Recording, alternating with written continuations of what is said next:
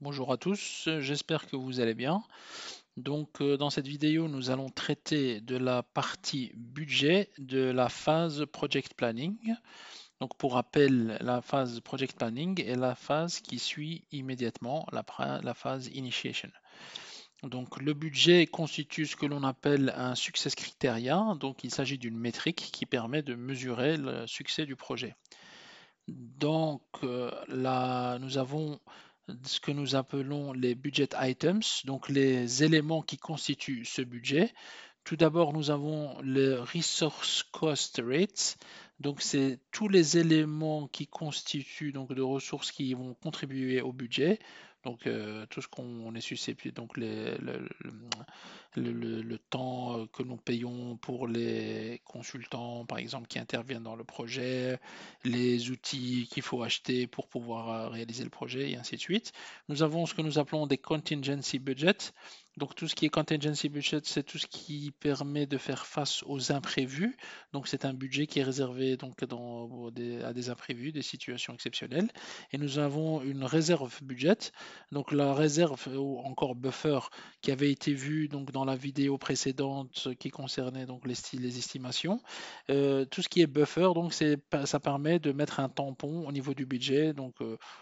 Généralement, on est dans quelque chose de l'ordre de 5% si on travaille sur le budget du projet, ou bien on peut faire ça au niveau des tâches. Donc c'est une réserve que l'on se donne dans la création du budget. Et nous avons aussi le cost of quality, donc ça c'est toutes les issues qui peuvent être relatives durant le projet. Alors, l'autre partie concerne le cost type. Donc, c'est tout ce qui concerne le type de coûts qui peuvent exister. Donc, nous avons ce que nous appelons des coûts fixes. Donc, imaginons que le projet est associé au projet, par exemple, la location de licence qu'il faut payer mensuellement. Nous avons des coûts directs ou indirects et nous avons ce que nous appelons l'OPEX et CAPEX. Donc OPEX signifie donc Operational Expenses, donc c'est toutes les dépenses qui sont liées à la partie opérationnelle et CAPEX c'est Capital Expenses, donc c'est toutes les dépenses qui sont liées généralement à des investissements donc par rapport aux expenses, donc aux dépenses. Après, nous avons la partie creation donc du budget. Donc la création du budget, pour rappel, normalement, elle se fait directement à la phase initiation et nous avons la continuation qui se fait dans la phase du planning. Donc, le budget, pour être créé, il fonctionne principalement sur 5 piliers.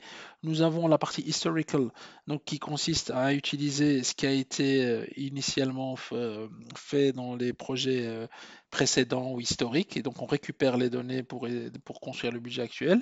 On a le leverage expert, donc c'est le fait de faire appel à des experts qui vont pouvoir nous aider à estimer différents coûts relatifs au budget.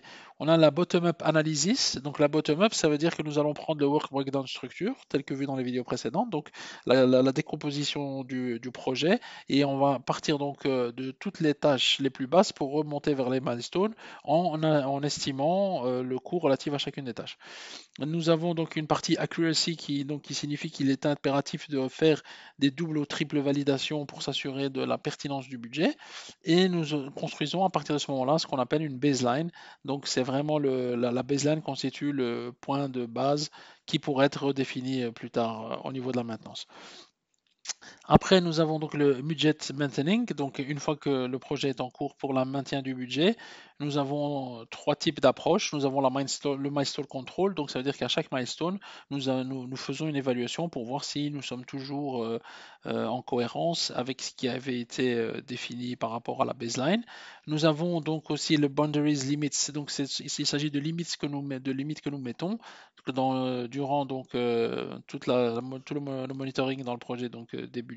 Si jamais nous considérons que nous descendons en dessous de certaines limites ou si nous passons en dessous de certaines limites en termes de dépenses de budget, à ce moment-là, nous pouvons agir, take actions.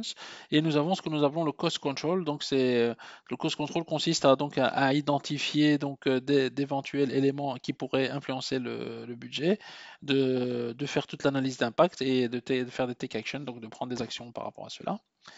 Après ça, nous avons la budget challenge. Donc le budget challenge signifie en fait c'est tous les éléments qui sont aussi susceptibles d'influencer le budget. Nous avons le scope creep tel que vu dans les vidéos précédentes. Le scope creep, c'est le fait que l'on s'écarte du scope du projet. Le fait par exemple qu'on commence à avoir de nouvelles features que nous demandons qui n'étaient pas prévues et qui peuvent donc s'écarter du scope initial. Nous avons le TCO. Le TCO, c'est le Total Cost Ownership. Donc, c'est le coût total d'appropriation. Et ce coût-là, typiquement, l'exemple qui permet de bien le comprendre, c'est l'achat d'une voiture. Lors de l'achat d'une voiture, il faut bien comprendre qu'il n'y a pas seulement le prix de la voiture, mais il y a aussi l'assurance associée à cette voiture et la taxe associée à cette voiture. Après, nous avons aussi donc le pre-allocation qui constitue aussi un challenge par rapport au budget dans le sens où parfois on travaille dans un projet à budget fixe, donc à budget préalloué, et donc ça peut constituer donc des contraintes relatives au budget.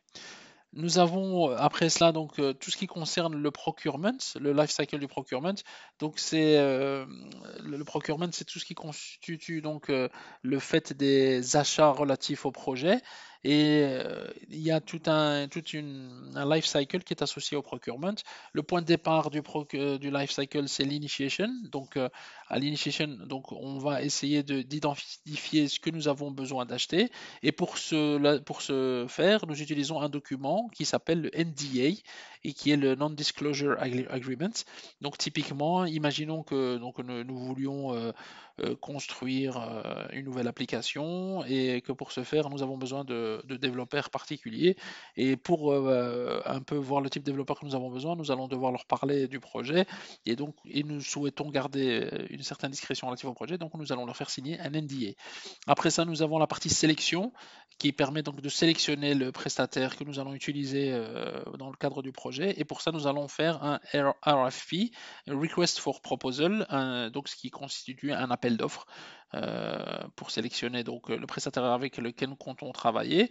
Et nous avons là, après cela le contract writing, donc c'est la phase dans laquelle nous allons faire un document qui s'appelle le Statement of Work. Et donc en fait, c'est le contrat qui lira qui nous liera au prestataire de service. Après ça, nous avons la partie contrôle, donc où nous allons valider à chaque fois le travail fait par le prestataire de service. Et le completing, c'est à la fin pour évaluer donc la pertinence du travail effectué par le prestataire. Donc ceci clôture cette petite vidéo. Je vous remercie pour votre attention.